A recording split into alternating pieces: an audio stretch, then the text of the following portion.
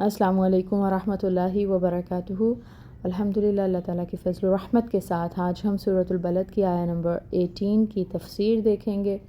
Start کرتے ہیں۔ یا ربی لک الحمد کما ینبغی لجلال وجہک وعظیم سلطانک، الصلاۃ والسلام علی اشرف الانبیاء والمرسلین وعلی آلہ وصحبہ اجمعین، اما بعد فاعوذ باللہ من الشیطان الرجیم، بسم اللہ الرحمن الرحیم۔ رب اشرح لی صدری ویسر لی امری واحلل عقدۃ من لسانی یفقہوا قولی، ربی زدنی علما، اللہم انا نسألک علما نافعا وعملا متقبلا ورزقا طیبا، آمین یا رب العالمین۔ آیہ نمبر 18۔ اولئک، یہی لوگ ہیں، اصحاب المیمنہ، دائیں ہاتھ والے یا خوش بختی والے۔ بامحاورہ ٹرانسلیشن دیکھیں تو بنے گا یہی لوگ ہیں بڑے نصیب والے، بڑے بخت والے۔ اب یہاں پر جو لفظ استعمال ہو رہا ہے اصحاب المیمنہ، اس کو دیکھتے ہیں۔ میمنہ عربی قاعدے کے مطابق یمین سے ہو سکتا ہے، جس کے معنی سیدھے ہاتھ کے ہیں، اور یمن سے بھی ہو سکتا ہے، یمین سے بھی ہو سکتا ہے اور یمن سے بھی ہو سکتا ہے۔ یہ اسکالرز نے لکھا یمین کے معنی سیدھے ہاتھ کے اور یمن کے معنی ہیں نیک چال کے۔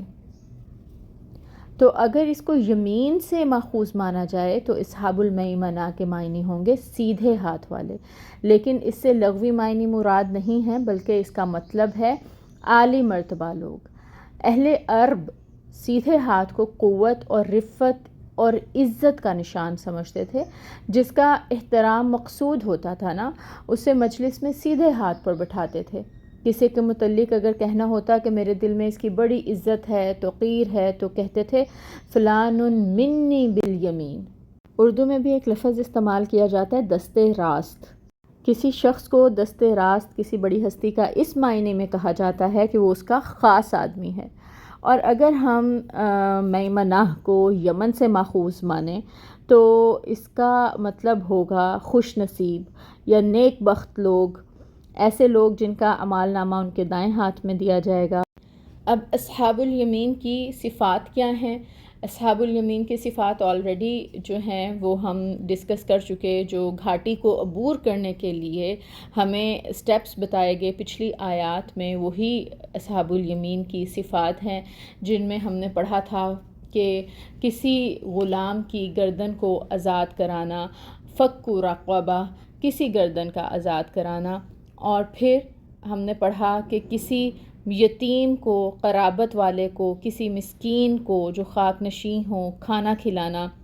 لیکن ایک بات یاد رکھنی ہے کہ عمل صالح قابل قبول ہیں صرف ایمان کے ساتھ، یعنی ایمان شرط ہے۔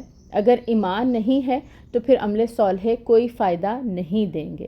پھر نمبر 2 پہ یہ کہ ایمان لانا کافی نہیں، باقی ایمان والوں کا ساتھ دینا بھی ضروری ہے۔ کیوں؟ یہاں پر ہمیں بتا دیا گیا کہ اس میں فائدہ یہ ہے کہ اسلام کو غالب رکھنے کے راستے میں جو مشکلات پیش آتی ہیں ان کی اجتماعی طور پر مدافعت کی جا سکے۔ پھر ہم نے پڑھا کہ اسلام کی نظر میں اجتماعی زندگی پسندیدہ ہے، تاکہ اسلامی معاشرے کے سب افراد ایک دوسرے کے دکھ، درد اور رنج اور راحت میں شریک ہو سکیں۔ نمبر 4 پہ کہ مسلمان صرف خود ہی صبر نہیں کرتے، بلکہ سب ایک دوسرے کو صبر کی تلقین کرتے رہتے ہیں۔ صبر کا مفہوم بہت وسیع ہے۔ ایک مسلمان کی پوری زندگی صبر ہی صبر ہے۔ اسلام کی راہ میں پیش آنے والی مشکلات کو خندہ پیشانی سے برداشت کرنا بھی صبر ہے، اور احکام شریعت پر ثابت قدم رہنا اور ان کا پابند رہنا بھی صبر ہے۔ نمبر 5 پہ ہے کہ ایک دوسرے پر رحم کرتے ہیں اور ایک دوسرے کو رحم کرنے کی تاکید بھی کرتے ہیں۔ اس آیہ مبارکہ میں ہم نے اصحاب المیمنہ کو ڈسکس کیا۔ نیکسٹ آیہ مبارکہ میں اس کے اگینسٹ آ رہا ہے اصحاب المشأمہ. انشاءاللہ اس کو نیکسٹ آیا مبارکہ میں ڈسکس کریں گے. سبحانک اللہم و بحمدک اشہد ان لا الہ الا انت استغفرک و اتوب الیک.